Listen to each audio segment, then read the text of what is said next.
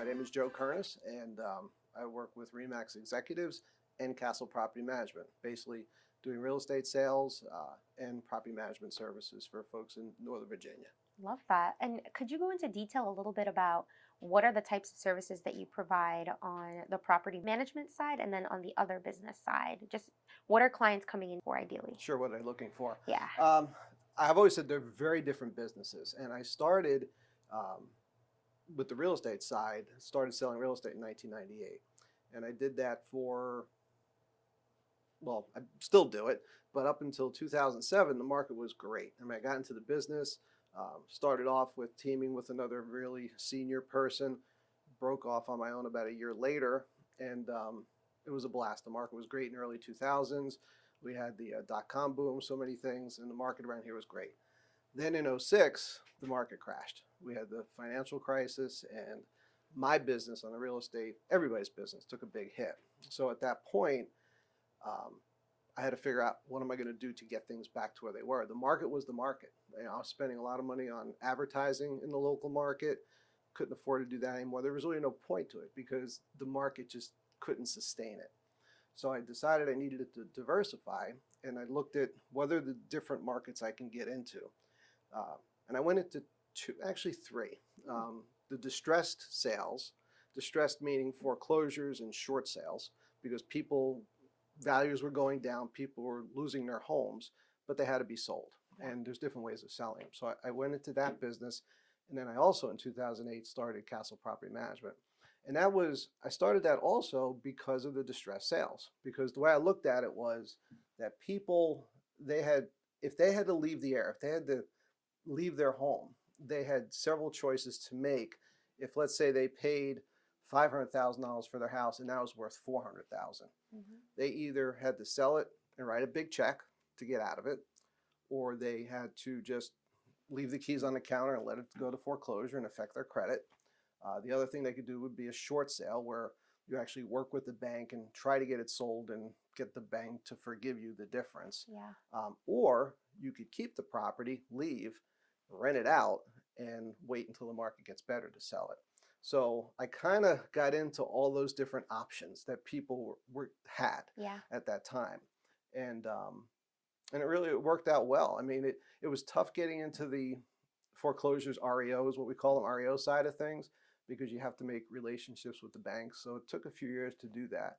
But that turned into a very good business. And then the property management, I always say the property manager is just a totally different animal because you're dealing with tenants and owners that are landlords, and some of them didn't plan on being landlords, but here they are. Yeah. So working through all of that. But from a business perspective, it's worked out really well many years later. Wow.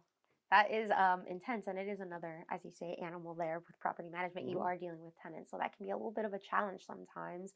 I would like to know a little bit about your background. I know you said you used to be in IT. I know you gave us a brief summary there as well, but just go into that and how that transition period was like. And did you have a mentor, a coach?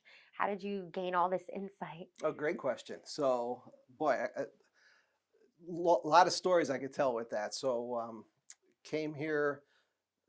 I'll give it away in the early 80s, got to Northern Virginia. So I'm not a young guy anymore.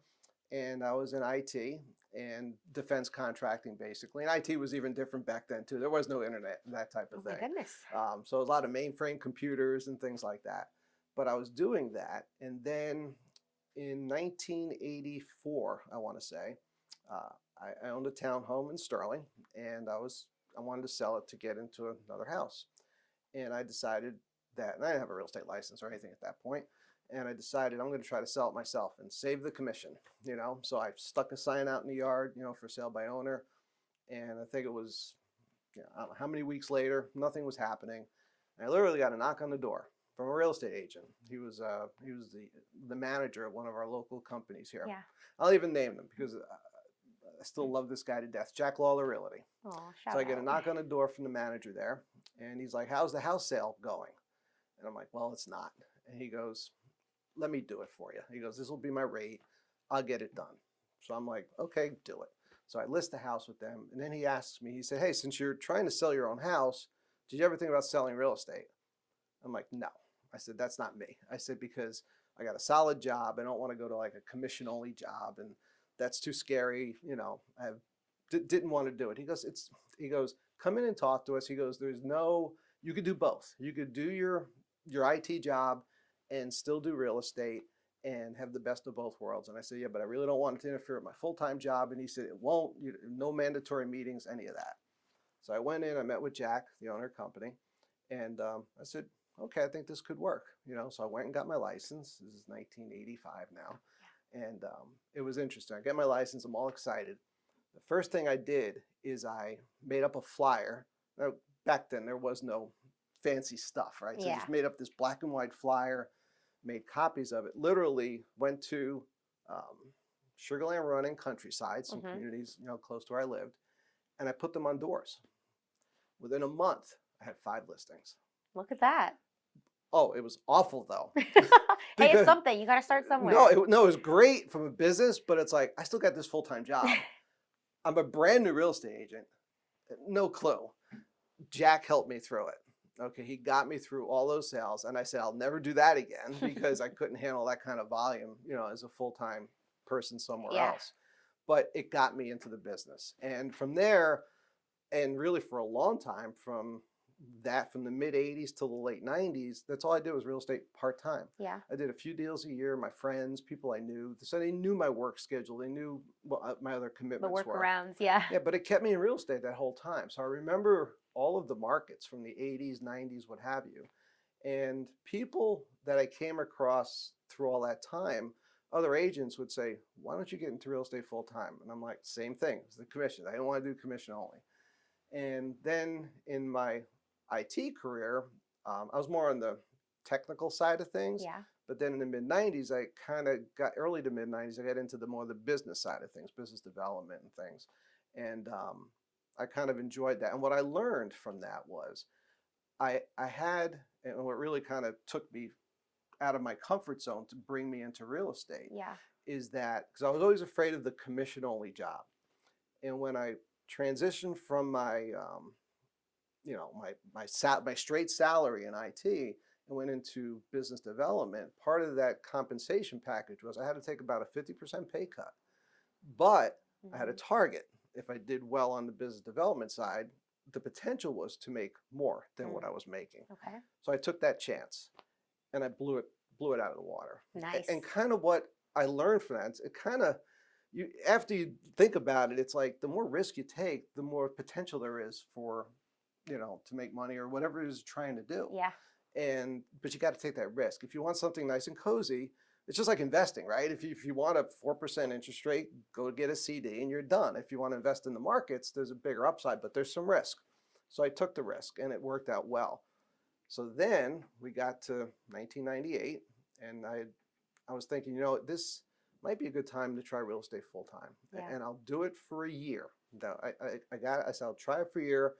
If I go down in flames, I'll just go back to IT. I've done this forever. I know what I can do. And of course, that first year was tremendous. I did that with somebody. Then I went on my own, used my own ideas, and it just skyrocketed. Wow. So that's kind of what I learned during that era, if you will, about taking risk. And the more you put in, the more you work hard. If you do things the right way, you'll get the return. Yeah.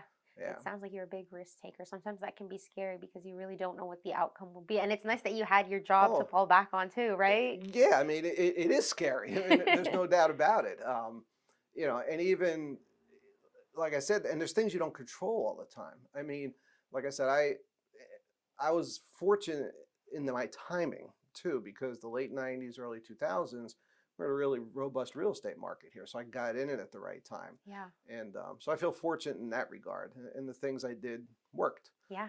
The different marketing. And again, when I got into it, the internet for real estate was just getting started. I remember some of the websites out there. I was still doing a lot of my advertising in the local newsletters and the Loud and Easterner and, paper things and that kind of stuff. I know I did cable TV ads, stuff, wow, that's stuff awesome. like that. Yeah. Yeah. But not much internet marketing. Yeah. Now things have totally changed. Oh, for sure. Yeah. Yeah. Speaking of the market, I'd like to ask you about the market and where do you think it's going with everything that's happening? I guess elections, the market rates right now. Talk to me about where you think it's going. Okay. Well, we'll start with where it is, right? Yeah. So first of all, the markets and people that might see this might be in different markets or know different markets. Real estate's local. And what I mean by that is every market is different. I also own a home in Florida, South Florida. That market there, totally different than this. I can get into it, but I won't. But it's really different as far as how things have happened over the last few years. But as far as Northern Virginia, what we've seen since COVID, let's say, is we all saw interest rates go down to 3% and lower, and virtually everyone that owned a home refinanced. And that has been a game changer in how it's affected our local market, because people that are in those interest rates don't want to lose them. So they want to keep their homes. So what we've seen over the last 4 years is historically low levels of inventory. And so basic Echo 101, supply and demand, you have, low inventory, there's still a demand, prices are going to go up. And that's what's happened. So we've had some pretty dramatic price increases over the last 3-4 years because of this low inventory, even combined with what's happened with interest rates. So interest rates have gone to, for the longest times, even before they were in the 2s and low 3s, we were in the 3-4% for a lot of years. And now we're at 6-7+%, and we've been there for a few years now. Yet through that, people are still buying homes and the prices are still going up. So it's more expensive than it's ever been. But again, the market's staying steady as far as, robust in the sales side because of low inventory. So the question becomes, when our inventory is going to go up? Because that's the only thing that's going to change this dramatic rise in prices. I believe the inventories will start to increase slowly, nothing dramatic, as rates come down. Because then people that are sitting on the 3 or 4% rates will say, okay, I can go buy another home. It's not going to be, 7%. It'll be something a little more reasonable. The other thing too, I think, will happen as prices keep increasing. And I still think it's slowed down a little bit, but I still think we're going to see an increase in prices. At some point, people are going to cash out.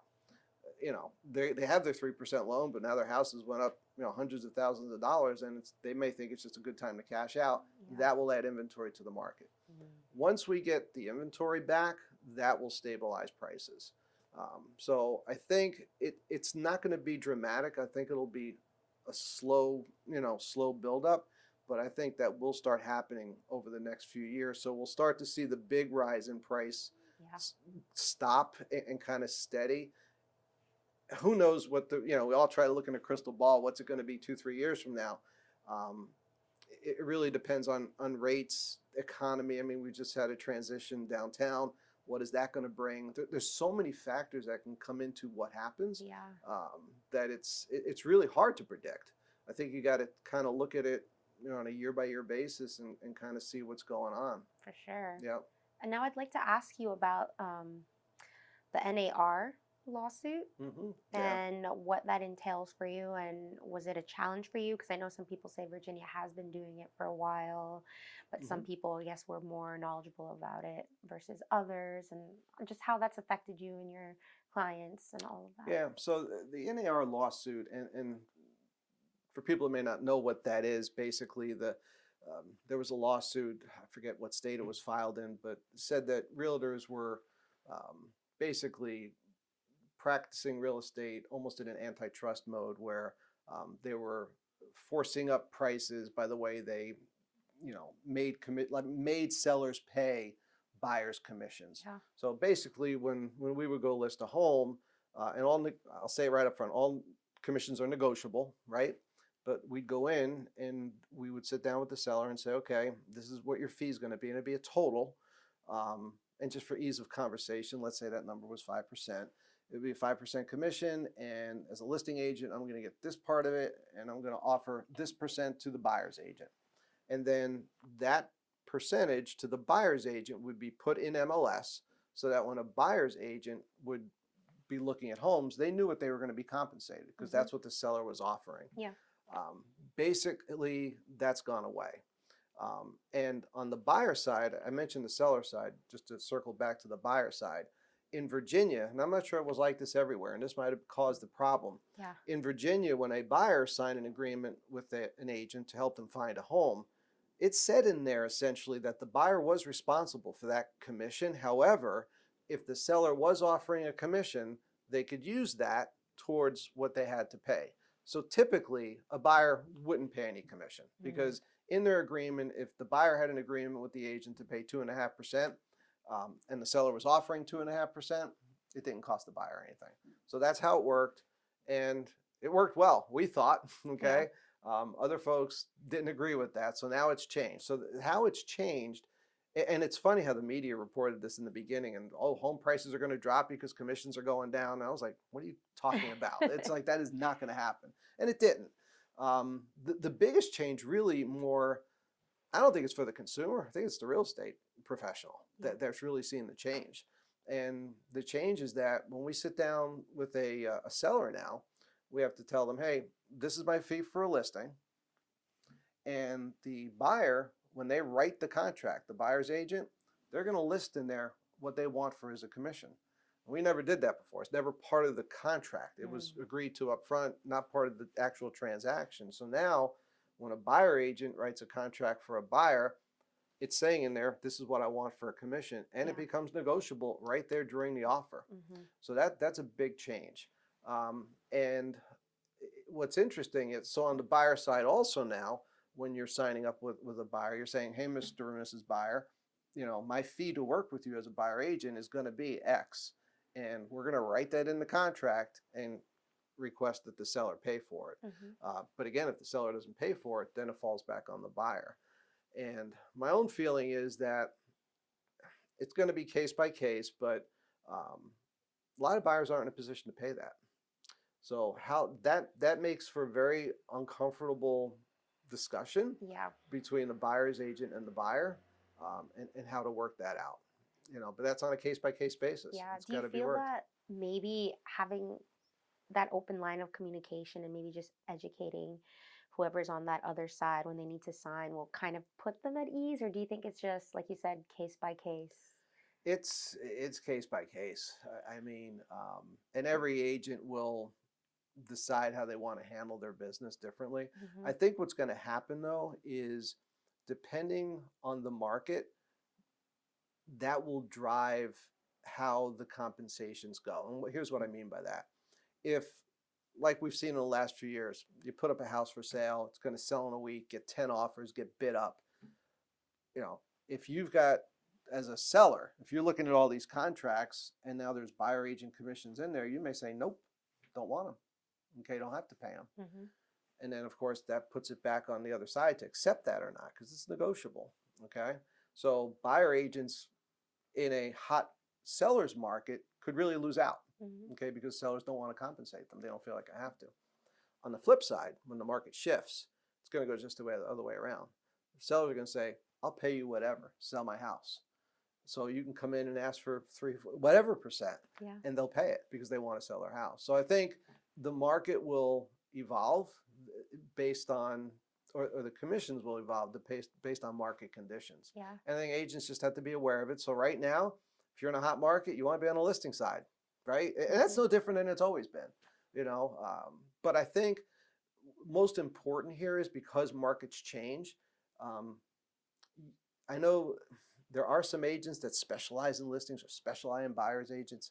I think you want to do both. I've always done both, because you want to be able to shift with the market and also just help both sides. You have clients with needs on both sides. So, do it all. That's right. And just like property management, do it all. Exactly. And back to that on property management. So you're a real estate agent, but now you're also the owner of your own business with property management. Talk to me about the importance of diversifying. You just touched on it a little bit here, and tell me what have been some of the, challenges for you from being your own, your own boss, but you still are your own boss, but now you've got employees, to oversee. And talk to me about that. Right. Okay. So Castle Property Management, which I started in 08, which kind of, again, came of I need to diversify.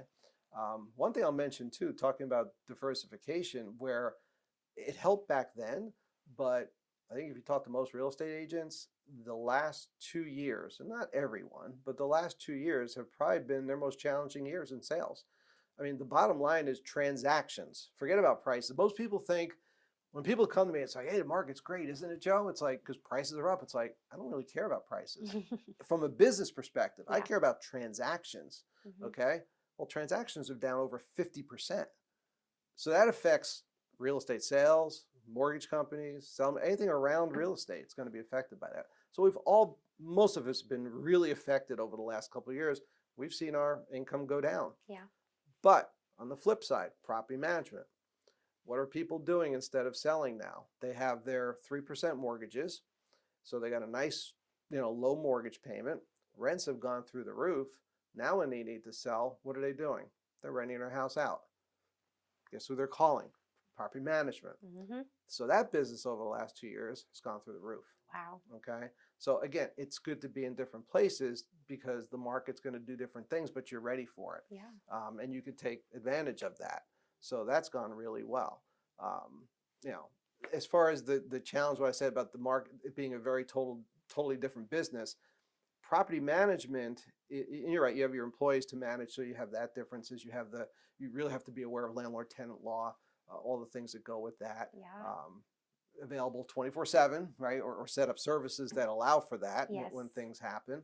So you got to do all of those things. But the difference in the business is real estate, again, from a revenue perspective, always up and down. You'll have your great months, you'll have your bad months, with property management, very steady revenue stream once you get that business going. Yeah. Because you're just it's a small amount per property, so it's more of a volume business. But once you have it set up, it's pretty steady. Yeah. So you have less volatility in your income as well. Hmm. So again, that's why I think that worked out really well. Yeah. Yeah. No, it sure did. Mhm. And then with all your experience under your belt, sounds like you know what you're doing. I learn every day, though. I Right? swear. I mean, I've been in this as long as I have, and almost all the time you run into a new situation. That's So right. so you're never not learning in this True. business. Yeah. For sure. And then I know you're so busy, like you've got your real estate and then like you said 24 hours a day, like you have to be like kind of available to Mhm. the people who need you. What do you do to set boundaries or what might be something that you're working on or how do you like to unwind and reset yourself because when you're not at 100 it can affect everything else, right? Whew, that's a great question. How do you set boundaries? It's probably one of the things I don't do real well. Hey, it's a work in progress and Right, because you want to be everything to everybody. You want to provide great service, right? I think where you set your boundaries is you how do I say, and the people are different too. I think some people respect your time and some people don't. So uh, really the only thing you could do sometimes is, and I know some agents do this, they'll say, these in their voice messages, I'll return calls between this hour and this hour. I don't do that. Other people do, but that's one way of doing it, to yeah, actually say, hey, this is when I'm available. Um, I try not to, unless it's really important. Obviously, if I'm working a deal, in fact, I've joked, agents have heard me say this all the time. I call it midnight realty because we're doing real estate at midnight. okay, We're working deals. You got to get it done. yeah, But you're just your basic just question or thing like that. When the email comes in at 9 p.m., just don't respond to it. yes, Save it till the morning. that's right, Because otherwise it'll keep on going. yeah, And my assistant is awesome.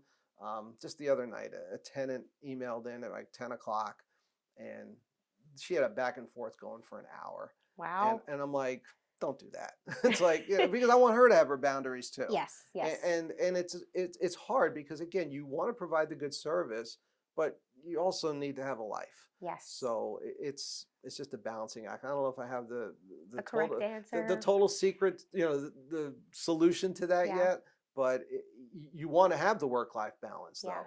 But in this business, anybody that knows it, I mean, if you're on vacation, yeah, you're going to have to take that call every now and then yes, or stop and do something. Hopefully, I think it was one of the things we didn't touch on, but one of the things I did early in my real estate career in early 2000s is yeah, I formed a team and it's gone through, it was as big as 5 or 6. Now it's at 4. It's gone up and down, but having that team is huge because this is where it's like, hey, I got to do something for a day, cover for me. and you have that. Yeah. And that was huge for me Yeah. to have that. Thanks for sharing that. Yeah, Yeah, no. sure. Is there anything perhaps that I have not touched on that you would like to get out there for listeners to know about you, whether it's about your personal life, your business, the community, anything at all? Boy, that would double the length of the podcast. So I would just say about me personally, no. I mean, I think through what we've talked about is I really strive for great service. I don't. It's a sales business, but I look at it more as a service business. Yeah. The sales just come if you provide great service. That's the way I look at it in both lines of business, whether it's real estate or property management. I think this market, Northern Virginia, is a fantastic market to be in. As everybody knows, we have the federal government here. We have IT businesses. It's almost recession proof. So it is really a phenomenal place to be for to do this business or most businesses. Yeah. So I feel fortunate to have come here when I did. Originally came from Northern New Jersey. Got my street smarts up there and brought it down here to Northern Virginia. Love it. No, so it's worked out well. Well, that's great to hear. My final question is going to Mhm. be, do you have a quote, a saying, or a mantra that you like to live your life by, or maybe somebody told you something that stood out in your life? Would you mind sharing that as a goodbye message? Wow. You didn't prepare me for that. I did not. No, so that's a good one. I think I would say my mantra: have fun, but be fair and treat people how you want to be treated. Yeah.